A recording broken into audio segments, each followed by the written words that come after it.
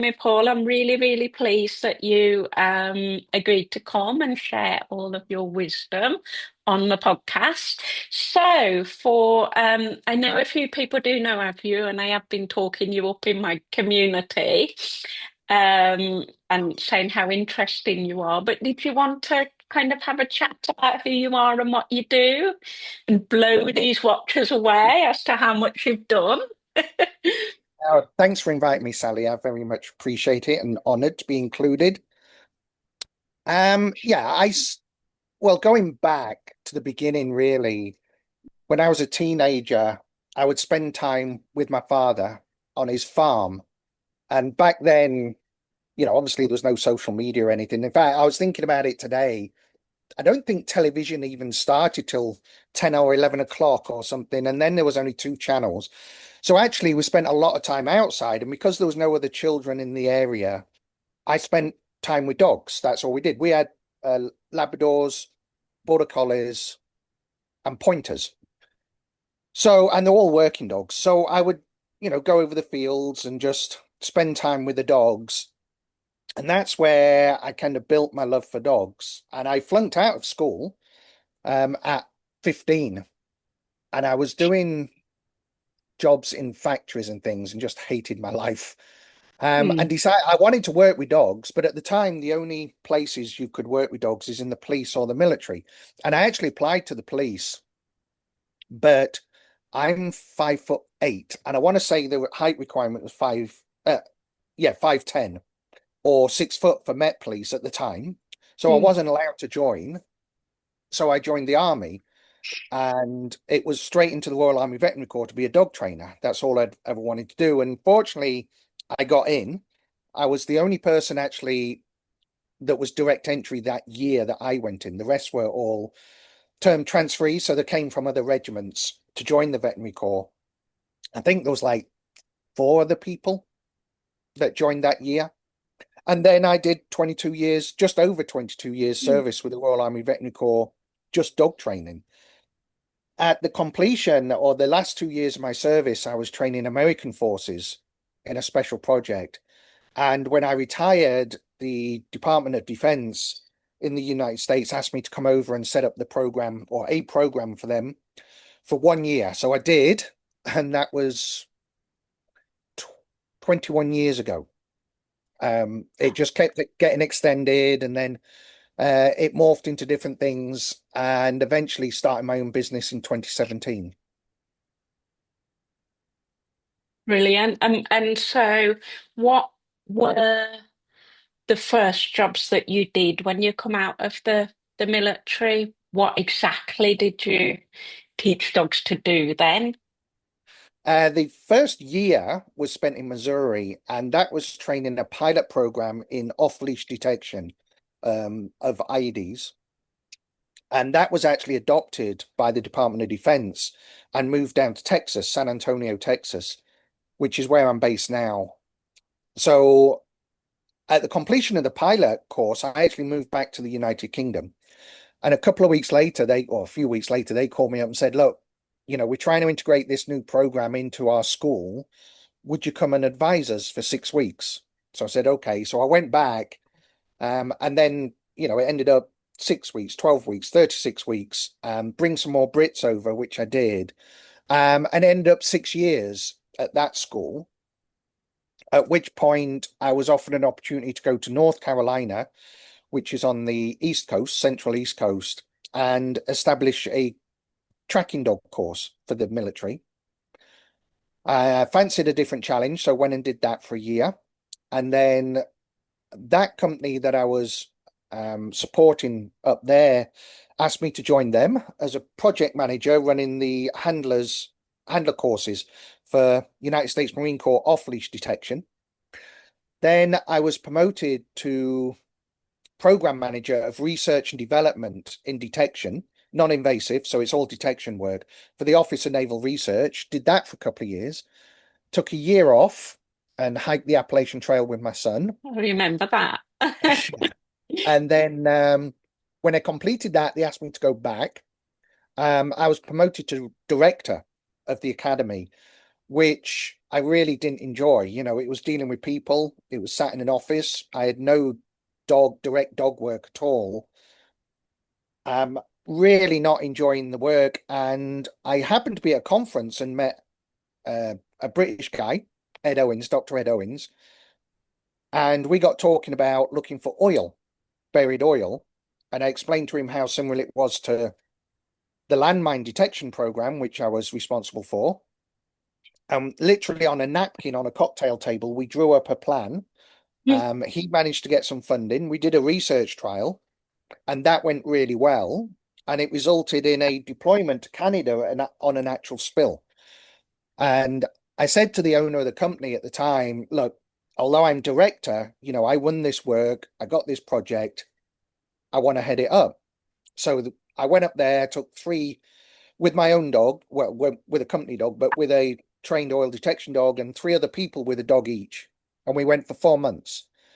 And he's working 6 days a week out in the wilds. There was moose and there was bear and beaver, and we Mm. had something like 10,000 confirmed alerts between us. I had 4,000 myself with my dog, and I absolutely loved it. So I came back, and within a month I'd resigned and started my own business. Thought I can't go back to the office, sitting Mm. at a computer and dealing with people. So I started Chiron Canine, and the emphasis was always going to be detection because I love detection, but I wanted to go into conservation and environmental type work. And at the time, it was North Carolina. So I moved back to Texas, um, partly because the military dog school's here, the Transport Security Administration dog school is here. A lot of the oil refineries and big oil companies are in Texas. Texas Tech University, which is Dr. Nathan Hall, and the Canine Olfaction Research and Education Lab is based here. So it was kind of the hub of where I wanted to be in the work I wanted to do. So I came back here, and that was 7, 8 years ago. And initially, like I said, I wanted to do conservation environment, which I do, but it kind of morphed into about 40% of my time, maybe 50% is doing research, supporting research in detection. About 40% would be actually conservation environment work, still going out in the field. I still love to work dogs and actually do Mm. the work. And then about 10% I do workshops, seminars. I'm a certifier for the federal government and different little jobs as well. So a broad spectrum, but everything that I enjoy about dog training and working with dogs. Yeah, you're never going to retire, Paul, are you? No, no, I people keep asking when are you retiring? I won't, that's Yeah. not me. This is what I do. What would I do when I retire? Work dogs and train dogs. So that's what I Yeah. will always do, I think. Yeah. So, I know what it feels like, not to the extent that you know what it feels like. But if you were to talk to somebody who has a dog and they love a dog and they do some scent work with them and, play and meet their needs, if you were to explain what it feels like to them as to have a dog who has a find out in the field after searching for a long time, how would you say it felt? So I think that's part of the enjoyment of this whole job and why I went into the niche program I did. I mean, part of it is just training dogs, developing new training programs is really what I enjoy. And there's no known template for a lot of the work I do. I have to develop new devices or new training protocols, and that challenges me as a dog trainer. So I get Mm. enjoyment doing that and the challenge. But then to go in the field with a dog that you've trained, having developed the program and potentially training devices or whatever it is, Mm. and no dog has ever done this in the world, and then you see it sit, or you see a change in behavior, and there's no feeling. I'm getting goosebumps right now thinking about, Yeah. those times when I see my dog doing what we want it to do. We've trained together, we've worked hard, we've armed the dog with the confidence and the tools and the understanding of what it should do in real life, but then in real life it goes and does it. There is nothing better, and it's a real buzz.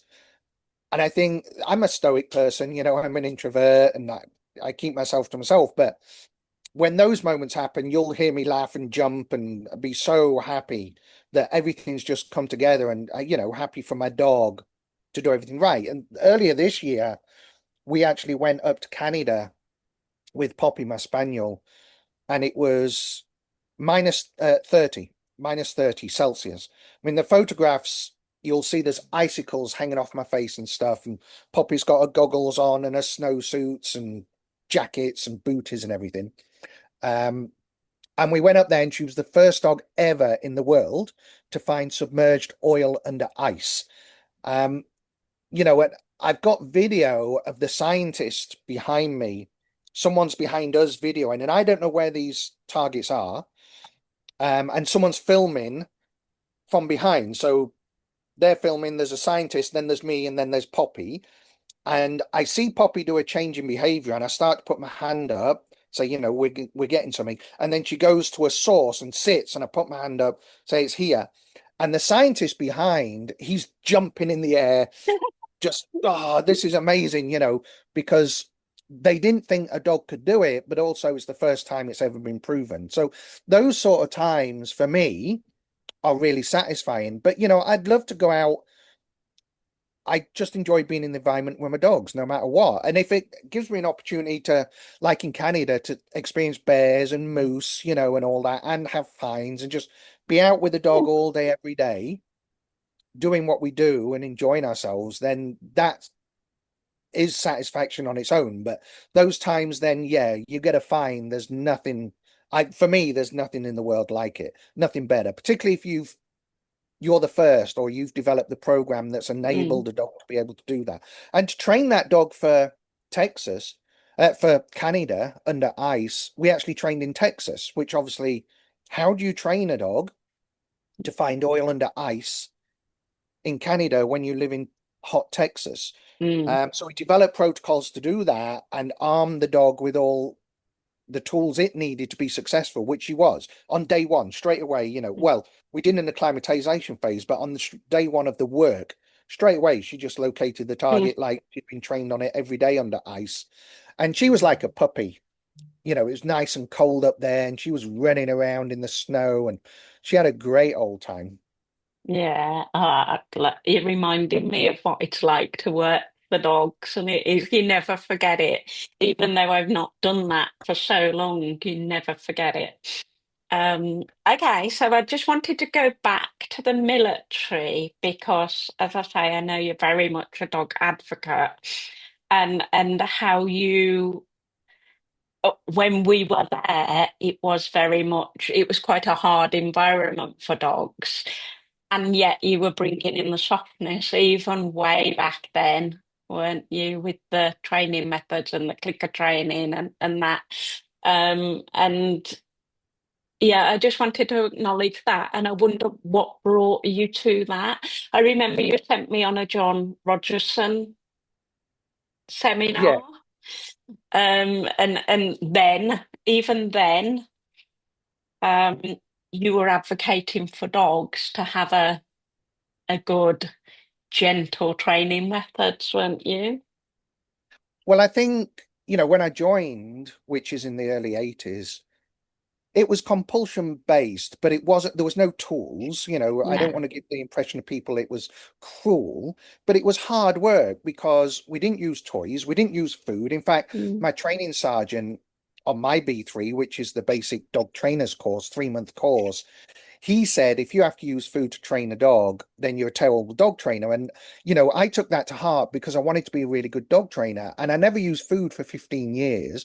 And I regret that. I mm, regret what he told me and listening to him because, and I'll talk about how that transitioned later. But initially, it was a very, as you know, Sally, a very thick leather collar, 2-inch wide, a rope leash, and it was good boy, good girl, pat pat. But we were able to train dogs without tools, but with not only negative tools, but without positive tools. Mm, But they did okay. Looking back, I think I don't regret that time because it taught me a lot about learning body language and behavior of mm, the dog and displacement behaviors. And it taught you to read a dog at a level that potentially, you don't get to experience as much now because you had nothing. It was just you and the dog.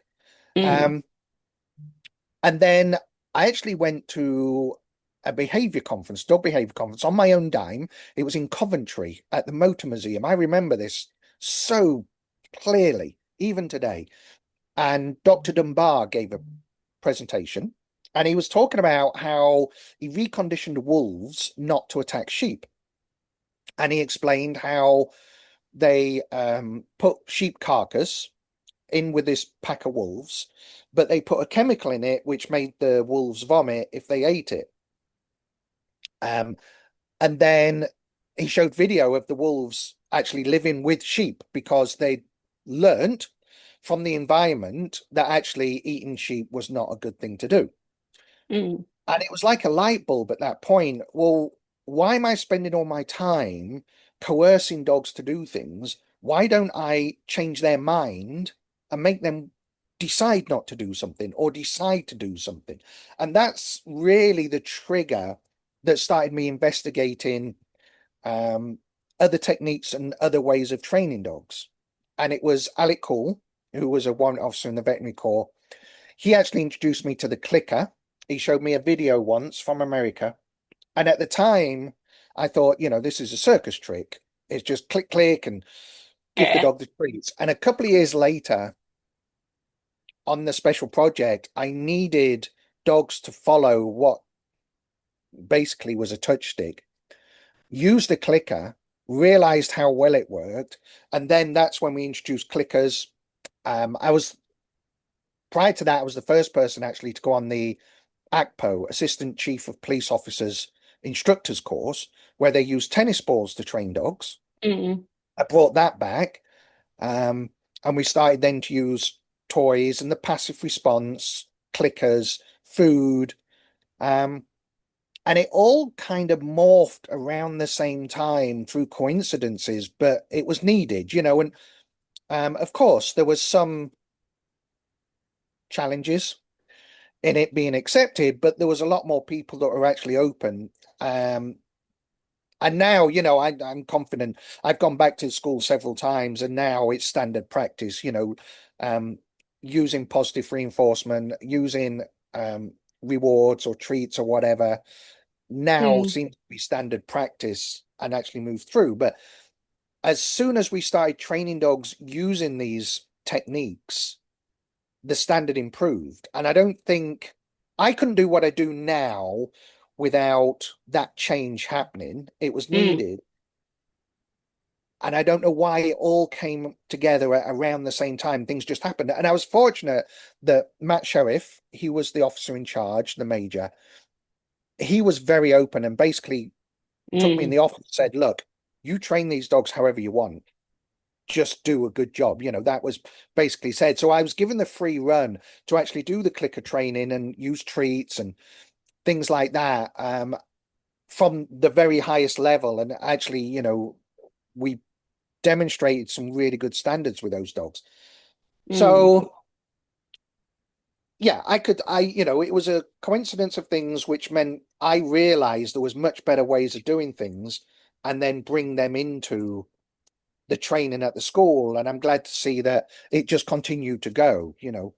I do visit some locations still that are very old school. mm, Um, and that's when I think back to the way it used to be and how hard it was as a dog trainer, really. Whereas we don't have to make dog training difficult. Um, mm. it can be a lot more enjoyable just in the approach that we use, both for us and the dogs, of course. Absolutely. And I just wanted to go back to what you said because this is something that's always stuck out to me. We didn't have the tools, what they call tools now. I'd never seen a prong collar. I didn't know it existed. I'd never seen an electric collar. I didn't know it existed until long after I left the military. So, and I've only seen it on social media and the occasional one out and about. But yeah, I just wanted to reiterate that we didn't use them and we didn't need them. Not even check chains. No, no, In fact, they nothing. were banned. They were Yeah, I remember. when I joined. Yeah, check chains were banned. It wasn't. There was an e-collar in the store, and it was a big thing. It was obviously manufactured by someone in the 60s or whatever. And I remember the chief trainer on my B3 course, they were showing us, different equipment, said, this is an e-collar, it gives the dog a shock.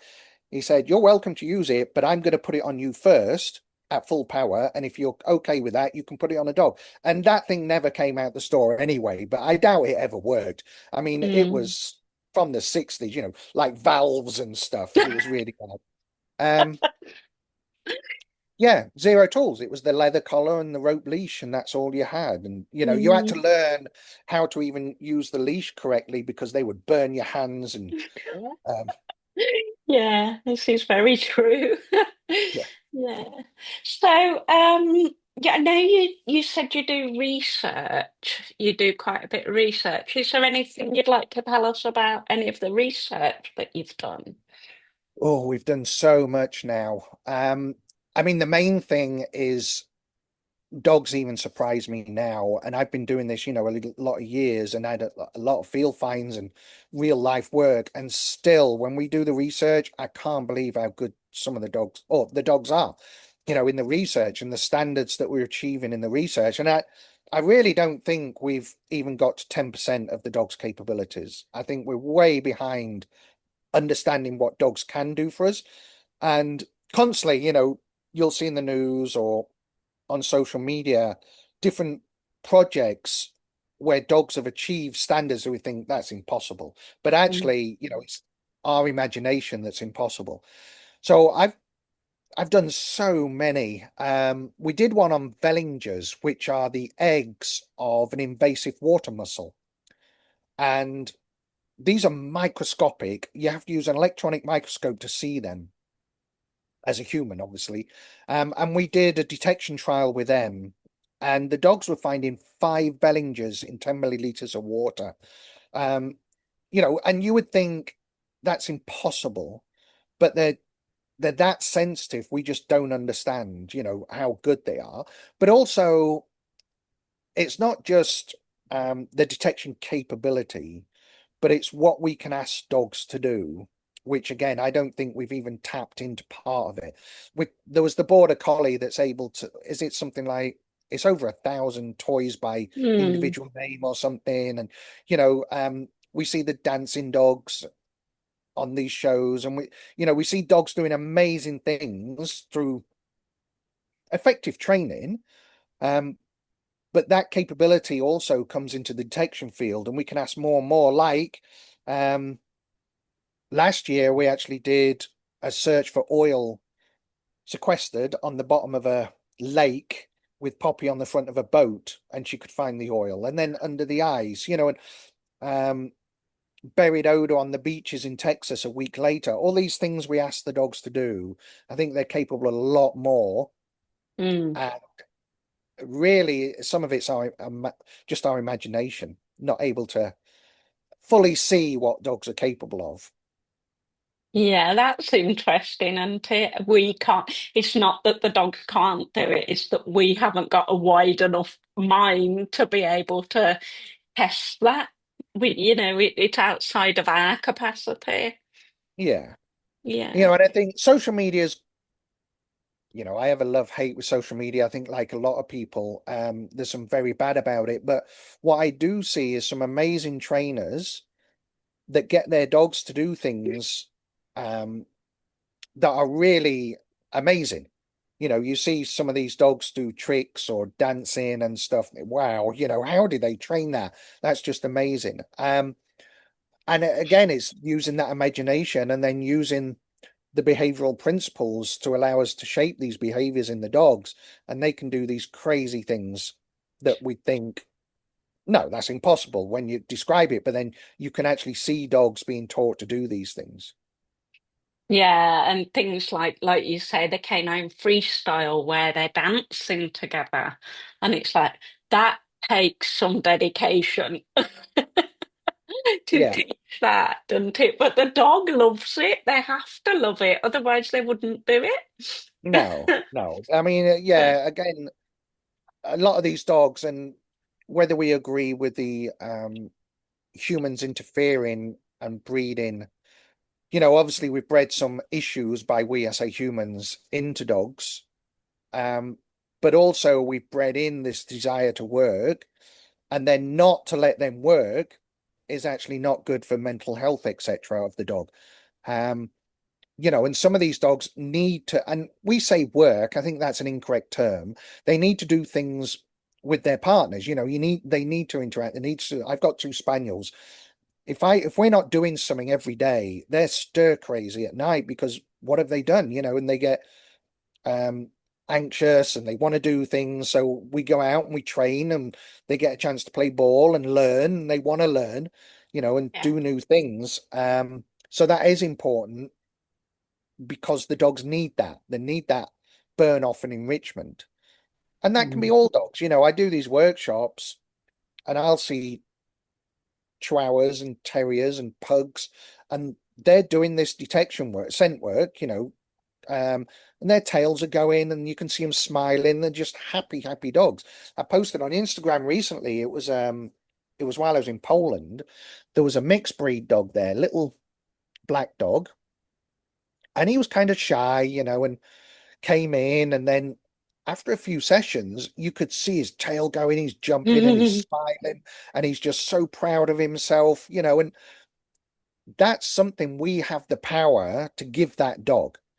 And I did a whole post about how pleased I was to see that dog because it was trotting away with its head up and smiling to itself, and we'd done that. We'd given it that little game and um, that chance to learn and interact and play with mum and get a reward, and it was happy as anything, Mm. and that made that dog's day as much as it made my day to see it. Yeah, and the person as well, the dog's person also gets the community, the support, the feeling of achievement, and it just makes everyone's life better Yeah, just doing stuff like that. yeah. Yeah. I mean, so on the workshops, I do enjoy seeing that. I enjoy dogs just having a good old time, having fun, and they don't have to be great. They don't have to be competition. My dogs will never win a competition. I mean, they're great for field work, um, but I don't expect them to. And if I take a dog into a training lab, I had a dog recently called Ripley. She was a little yellow Labrador. She's actually in a home now, as in a family. I adopted her out to a family, but she did great, nice working dog. But she was a goofball, and she would come in to the training lab, and when we want to do detection work, when I release her to do detection, she would do zoomies around the room and just be so happy, and it would take a few seconds and then she'll come back after what, 20 seconds. Okay, I'm ready to work, and she'll go and work, but so happy. And I would be laughing, and as I said, I'm a stoic person, and I'd be actually laughing and trying to bite my lip, and my assistant sat there, or training partner, she's laughing because I'm laughing and she never sees me laugh, and old Ripley's running around. um, and I think it's times like that that really make it worth it for me, because the dogs are just having fun and they enjoying themselves. And then, she'd go and do the detection phase and she'd get treats, and then she'd do another little zoomie and okay, let's go again, let's go again. And there's so many dogs like that that I see that are just characters that come out when we actually bring them to work, or bring them to do detection, and just have a good old time. And it's good to see those dogs doing that, and there's so many of them, and sometimes I post them again on my Instagram. It's where I'm most active. A little spaniel recently, um just warmed my heart. She was so happy, just to do detection with a mum, Mm. and I videoed some of it and posted it because it was lovely to see that dog just enjoying life. Yeah, amazing. And it takes a really special person to feel such joy to see dogs so happy. And that's what I mean when I say dog advocate. If we can see a dog so happy and feel it, like really feel it, that's a special person. Yeah, I mean, it is a great feeling. I think there's obviously times when I see, um, I suppose you could say sad dogs. They're doing it because they're told to do it. Um, and that I do tell people when I see that type of dog, you need to let the dog enjoy it, and we'll go and do an off-leash session and just show how the dog can actually enjoy themselves and things. Because again, I think it goes both ways. You can develop that happiness and that enjoyment in the dog, but conversely, if you're not um, being compatible with the dog, you can make the dog not enjoy it and not have so much fun. Um, and I sometimes see that, not all the time, obviously, but once in a while I'll see that. Um, and I think trying to explain people how the confidence in the dog, build confidence and build enjoyment is so important. And that's something I do teach on my workshops. Give the dogs confidence, give them tools to make decisions, allow them to make decisions, but don't punish mistakes Mm, because we all make mistakes. And the last thing, me when I worked for a company, the last thing I needed to worry about was being told off or written up or something for making a genuine mistake. Um, if someone said, okay, you did that wrong and this is what you should have done, that would be so much better for mental health and developing me as a person stuff. And I think that's the same with dogs. We allow them to make mistakes and learn from it. But if they do make a mistake, there's no point correcting them because they've done a behavior because they believe it's correct. And that's probably because we've been very gray, I call it, not clear in mm, what we're communicating. So then we have to say, okay, that was a mistake. Let's reset the environment or reset the search, whatever it is. So you are successful and allow the dogs to make mistakes, allow them to decide, okay, I'm not sure what I'm supposed to. Let me try this. Oh, that wasn't correct, but I'm going to get another go is a lot more effective in training than telling the dog, no, you should have done this. Um, so I think, confidence, giving the tools to the dog, give the dog the confidence to make a decision based on what's in front of them and to not worry about making mistakes is very important. And I think that's why, I developed my training methodology and protocols based on that. And that's why I think partly we're so successful out in the field because out in the field is a different world, and we are encountering all this wildlife and we are encountering all these environments we've never encountered before. I mean, Poppy had never been in ice and snow like that before, but she goes in there with her tail up and this is fun, it's just a new environment and I know what to do. And she's out there doing what she does. And I think, that is important, not only for us to have success in the field, but for the dogs as well, to have very confident mm, dogs.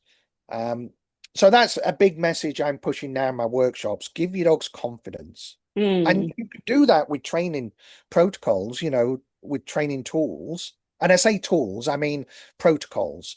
In detection, I do self-discovery type learning, and we use an all clear protocol which allows the dog to tell us there's target present, but when there isn't target present, the dog is allowed to say there's no target here, and it's a rewardable behavior. So again, we're giving the dogs a choice to say it's here or it's not. Both times it's rewardable because you're correct. So these sort of clicker training, every single dog I train is clicker trained, regardless if we'll ever use it again, because all these things build that confidence that I want in a dog. Yeah. So you're also talking about optimism, aren't you? So the cognitive bias, like Poppy going into the snow, is it's new, but it's good. It's new, but it's good. And you're creating optimists with your training. So when they do have novelty, they're expecting the good stuff from the novelty. And that's beautiful. Yeah. Yeah. And, on the Yeah. boat, um, we trained on a boat in Texas. I had an inflatable. And then we went up there. One, we traveled for 3 days in a vehicle. We get there, and it's a completely different style boat than I was anticipating. We're on a huge lake and there's moose on the side of lake stuff. And then, actually getting Poppy on the boat, and then she's successful, and finds the oil we trained her to. Mm, And I think it's all part of that, yeah, optimism, but confidence. Okay, the harness is on. I know what we're going to do. I go and find the thing, and he gives me treats or toys, and we have a play. And then, afterwards, we go for a walk in the woods. And that's the other thing, a holistic approach to our dogs. It's not just detection. That's only a small part of what we do for our dogs. So all the dogs, when they come in, they get enrichment. Um, they get at least 2 miles walk every single day, each dog, twice a mile in the morning, mile in the evening, minimum. That's every single day. They get enrichment. We make treats, hand make treats, and I think this holistic approach. They're allowed time off. We go, downtime safaris or whatever you want to call it, but also time to run around with other dogs. The whole approach is what makes the dogs mm, so good at what they do, because it's not just detection, it's a lifestyle. And I talk about this in my workshops. Atomic Habits by James Clear is a really good book, and it was written for humans to mm, improve themselves, but actually you can apply it to dog training. And one of the rules is the 1% rule, where if you make a 1% improvement over the course of the year, you're going to be something like 35% better. Well, we can apply that to dogs, and 1% is things like we only reward with high quality treats. We click train all our dogs. All the dogs get enrichment. All the dogs get 2 walks a day. All these little 1% things all add up to this holistic approach to our dogs, which actually pays off in the field when we're out together, because their whole life is enriched, not just, okay, you're coming out, do your work, go back again. yeah, amazing. So do you make your own food, or is it just the dogs? Yeah, I'm terrible at eating. So Yeah, I'm the the dogs do same. better than me. Yeah. Yeah, yeah, brilliant. So what about the wheel behind you? What do you do with the wheel? So that's a scent carousel, or odor wheel, as they're sometimes called. It's just part of the research. And behind it's the olfactometer. That's a computer-driven odor device, which I was the first commercial company known in the world to actually own one. It's an academic research device, but we use it both in training and research now. So it's run by a computer, and it decides which odor is delivered to which port, and whether they're distractors or target odor, or we can do something called probes, where we check generalization in detection. And it's a very powerful device, and it's run by the laptop there. In fact, now I have a Mm, big computer, a big Mac that runs it, because I've upgraded it slightly. But it's blind, double blind. So we don't know where the target is. The dog responds, and then the computer tells us both through a cue, a mark, that it's correct or not. And then we reward the dog. Basically, we're a reward machine now. We just reward the dogs mm, based on the computer telling us it's right or not. So it's an advanced detection tool we use in research, but we do use it in training as well, because it's a really good tool to actually yeah, train dogs. Carousel the same. And then we have stands along the wall there which hold vials. So, if we're presenting odors in small medical vials, that's they would be held yeah. in there.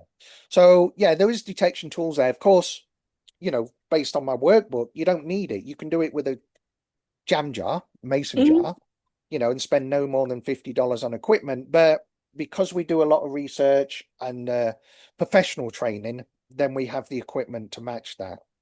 Yeah, I'll pop your book, the link with the podcast so people can get it because it's an amazing book just to follow the steps to teach your dog to search, which obviously, as we know, enhances dogs' lives.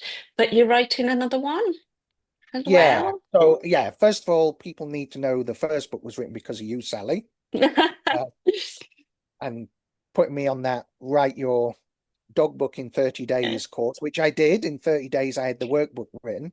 Took another month of proofreading and clean it up and stuff, but it did, that course did work.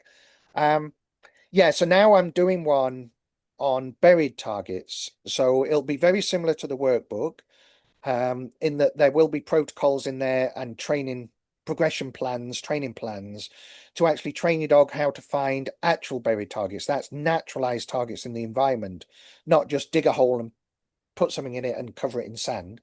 Um, and that's been decades of learning about buried odor, going all the way back to my landmine project. But also now we use it with invasive species. We use it with oil, obviously. Um, Lots of different techniques now need to train the dogs how to find naturalized buried odor in the environment. And clear communication is a theme throughout my Mm, training, and clear communication of odor is very important. So the dogs have to understand what their target smells like when it is in clay and it's wet and it's been mixed with the environment and it's presented uh, qualitatively and quantitatively different than what they've been trained with in the lab. Um, mm, and I spend a lot of time actually communicating to the dog what its odor would be smelling like in the environment. And again, my original workbook about imprinting talks about that with the three-leg stool and how we mix target with distractors or interference to actually teach the dog that discrimination phase. But this takes it to the next level. mm. So yeah, actually I was working on it a bit this morning. So I'm wanting to get that done in December and released by the end of the month. And then I'm doing an online course to match it as well. Brilliant. That's great. And that's amazing, Paul. I think I might like to go on that course. It is a popular workshop. It's I do it between a 2 and 5 day, depending how what level the students want. Like with the military, and that it's normally 4 or 5 days. With scent work, 2 days sometimes. Truffles is sometimes 2 to 5 days. Mm, It's been very successful in truffle work. And then we can take the dog from, I say knowing nothing. It must know its target odor. It must have a trained finder response. It must mm, know the game. But we then take the dog in 2 days to understanding targets in different presentations for buried odor, but I also teach the protocols to take home and actually do it yourself. It's not mm. a guard secret. I want people to do that. And that was like the workbook as well. The workbook was developed during COVID, as you know, and the idea was all these dogs sat at home. It gave people at home something to do with their dogs. And initially that was the aim of it. And it's kind of developed in the professional organizations, universities use it, professionals use it to train their dogs. But the whole idea was that someone could pick it up and just take their dog through the workbook. And if the dog was, you know, that way inclined, not all dogs want to do this, but if there was that way inclined, it was a fun activity that again enriched the dogs, as you said, scent work enriches dogs. Give the dog and their partner something to do together that's enjoyable, and maybe just teach the dog to find the TV remote or my wallet when I lose it Yeah. or something. um, and with the buried odor, that's now an advanced step going forward, but it can be for professionals, which is where it was aimed, but also we've used it on birch oil and cinnamon oil and cloves, and just again for people to enjoy and have fun with their dogs with something that's very different. Yeah. Brilliant. Absolutely brilliant. So, if you were talking to someone who had a working breed at home as a companion dog, and they were maybe having problems with anxiety or over arousal, how would you phrase how scent work can help them? So the first thing I teach people that are having any sort of issue is to see a veterinarian. That's Yeah. always going to be my first point of call. And if the veterinarian says the dog's fine, it's not due to some chemical imbalance or illness or something, then we'd look at enriching the dog's lives. And, again, a holistic approach is one, ensuring the dogs have an enriched life, not just in a crate 8 hours a day waiting for mum and dad to come home and then limited engagement. So it's a holistic approach.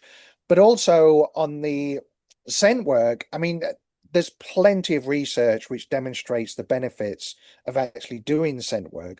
Mm, But something like I'm constantly advocating for my workbook because it's 15 days. It's not um it's not an intense training program, as in, complicated. It's nice 15 days step. It's very positive. You wouldn't spend more than a few pounds or dollars on some mm, glass jars and a clicker and some treats. You don't really need anything else. Um, and I think if people just give it a go, they will actually see how much the dogs enjoy it. Again, mm. not all dogs accepted, but I've been sent videos of pug puppies, and they're absolutely loving it, and little baby spaniels, 8, 9 weeks old, doing the workbook, and you can see they're dancing and they love it. They're just having such good time. Um, but equally as many mixed breeds, have Mm, just wanted something to do, and just because they're a mixed breed and not necessarily a working breed, doesn't mean that they don't enjoy enrichment and just playing with mum or dad and having a good old time and getting treats. And I think part of it is just give it a go, and then you'll see how much enjoyment the dogs get out of it. yeah, yeah, absolutely. I have a question that is rolling around my head, and I ask most people this on podcasts.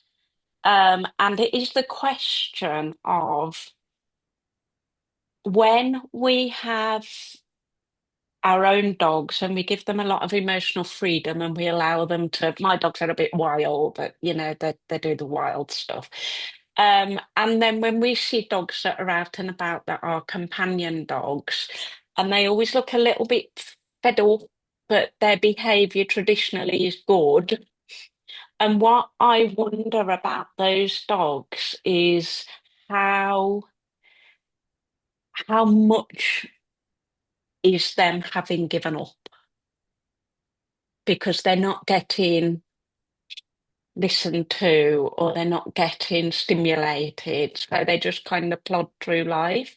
It's a bit of a sad question, but it's something that I am so interested in.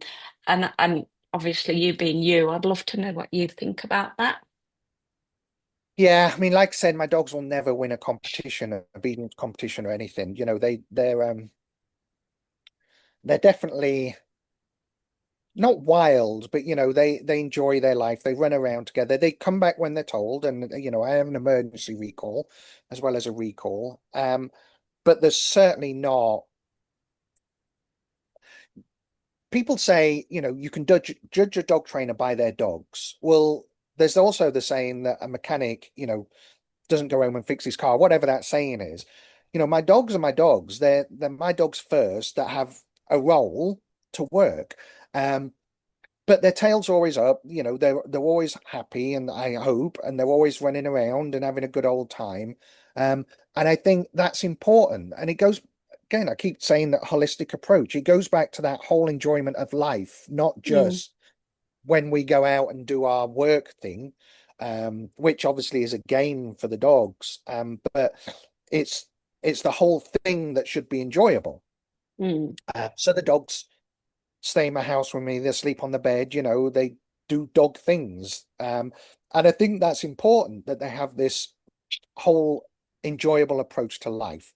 And again, I said earlier how sometimes I'll see these dogs on workshops that are sad, and you can just see they're sad, and they're being told what to do, and it's there's no freedom of expression, and that's saddening. And I try and get those dogs into an environment, as in, okay, we're going to set up search and you're going to let your dog off and I'm going to run around, dummy drops, as we used to call them, entice the Mm, dog around and then just let your dog go and let it just do things. Um, just to show how something as simple as that and the dog's just free to hunt and do things on its own, um, the dogs really enjoy. And I think that's important, that whole holistic approach to mm, enjoy, enjoy their life. I can't remember the exact saying. I'm terrible on these sayings. I can't remember them exactly, but it's something like dogs are there for part of your life, but to a dog, you're their whole life. mm. And they're not with us for that long, 8, 12 years, whatever it is. And why shouldn't they enjoy that time that they are here rather than being a robot?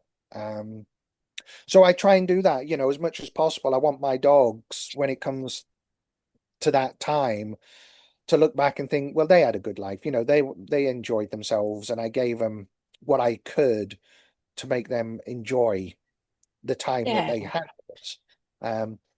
And to me, that's very important. So yeah, yeah, I want to see said it right. So I want to see these dogs happy. I want to see them smile. I want to see them be naughty if they want, to some degree, as long as it's not, um, unsafe or anything. But okay, you can run around, do your zoomies before we're supposed to work. I'm not going to tell you off, I'm going to laugh. yeah, That's what I want to see. yeah. I think you said it perfectly. The freedom of expression, be who you are. Don't be suppressed in how you feel, because I mean, we want that, don't we? We want that for us, and Yeah, their life is what they have. yeah. A couple of days ago, so what are we on now? Friday. So Monday, actually, Poppy, she was a bit melancholy, which, because she's such a happy dog all the time, just go, go, go. I could tell there was something a little off with her. Just wasn't that the edge was taken off her. Mm, Um, and she seemed a little sad. But okay, that's very strange. Never seen that before. That's very strange. I mean, she's what, 7+ now, so she's getting older. But then she's normally dancing for a dinner, and she want or breakfast, and she was yeah. picking at it. Thought, okay, there's something wrong with her. Got her to emergency vet. Um, ends up she had a stomach infection, but showing no other signs, because that's Poppy. She'll battle through anything, Mm, and she's a spaniel. That's what they do, But it was that ability to see there's something not quite right. She's a little melancholy, which mm, immediately, made me think there's something wrong here. If Poppy's sad all the time, how would I know? Because that mm, would be, she's just constantly like that. Whereas because I know she's not, because I know she's just a happy, bouncy dog, then immediately I can pick up that something's not quite right in her behavior. Um, so I think, part of that as well is just that free expression goes all the way down. But if your dog's allowed to be itself, then I think we get, again, a lot better dog. And yeah, when we go out, and I put Poppy through it. We go out to Canada in -30, or we're down on the beach in Texas and it's hot and it's humid, or we're on a boat, or whatever we do, you know, her tail's wagging. She's just, okay, let's do it, let's do it. So I put her through a lot, but she takes it all and okay, what we're doing next, what we're doing next, yeah, um and I think again that goes back to that whole approach she has that okay, we're doing something. I don't know what we're doing, but I know it's going to be good. So let's go. Um yeah, and I think that that's important. And that's why I do have the success that I have, which I'm pleased about. Um Louise Wilson, do you know Louise yeah. Wilson It's in the UK? lovely. Yeah, Yeah, she once said that my approach to training is too intense. And I take that as a compliment because I do really analyze everything about my training. My training plans before we even start a project, really go deep dive down into everything that dog must be able to do to be successful, how I present the odor. And I develop all these devices to present odor and stuff. Because I want the dogs to go out there confident and armed with everything they need to actually be successful. And by success, that just means we're going to get to play, our Mm. game because you found what you're supposed to find. Now you're getting your toy, and we're doing what we do together out in the wilds. So I think, the whole thing, the whole holistic approach, keep saying that is important to bring these dogs that do have the confidence and the enjoyment and their lives are enriched through it. Yeah, yeah, and I love that you've kind of put it so simply with a dog sad or less sad, and our aim coming from that is when we do get a dog who's quite sad, we just gently bring them out of being sad into being happy dogs, and we do it by building optimism and the holistic approach, meeting their needs. Yeah, I Yeah. mean, there's people out there that will say, you're putting human emotions on the dogs. Um, but I absolutely believe dogs can be sad and dogs can be Mm, happy. You know, there mm, there are emotions which, while we term them human, they can be felt by dogs. Absolutely. I have no, and other, primates, obviously, and other mammals. I'm sure dolphins and things, that we can't not expect these animals that are living beings to have feelings, mm, um, to some degree. And sadness, I'm sure any dog person can look at dogs say that dog's sad. We know it. Or that mm, dog's happy, that dog's smiling. You can see in their face everything. Or their manner or whatever their approach to life. So absolutely, people that say don't put human emotions on dogs, no, absolutely do, because how can we be empathetic to a dog if we don't, or any animal, but how mm. can we be empathetic if we don't take into account their feelings and understand they do have feelings? They are capable of feeling, and if we're able to understand that, then we should have empathy. Um, and I think again that's part of it, just that whole empathy to another species that ultimately, and I hate the word say control, but we bring them into our environment and we feed them, we house them, we have the ability to give them their enrichment. So in ways we do have control, and if we treat that in anything other than empathetic, then we're not being good humans, I don't think. So um, I think it goes across the board. I do feel that for all animals. I don't kill spiders or anything, and not No, necessarily, not necessarily. I hope that that's not, a view that's seen negatively, but it's just that, I think we have to have empathy for the what we share the world with and the world, which is why I went into environment and conservation. I do think that mm, um, we do have, I can't think of the word, but a requirement. It's not a good word, but right to look no, after the like planet, look after all the responsibility. species. Yeah. Yeah, to look after all the species and everything. I think that's very important. Um, which is again with why I went to conservation. Down in Texas, hunting's a big thing. I don't hunt. I don't. I would.